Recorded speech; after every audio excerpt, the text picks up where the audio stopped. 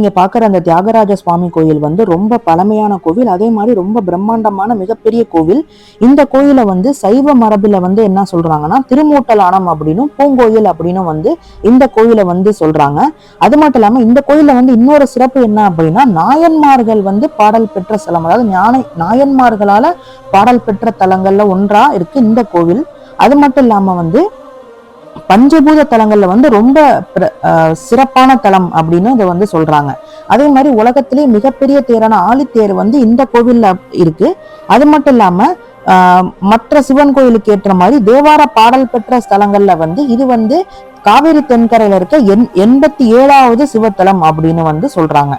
அது மட்டும் இல்லாம இந்த கோவில்ல தான் வந்து மனுநீதி சோழன் அப்படிங்கிறவர் வந்து பசுவுக்கு நீதி வழங்கினார் அப்படின்னு வந்து நம்ம ஒரு வரலாறு படிச்சிருப்போம். ஸோ அந்த நீதி வழங்கின இடம் வந்து இந்த கோவில்ல தான் அப்படின்னு சொல்றாங்க. அது மட்டும் இல்லாம இது வந்து திரைவிசைப்பா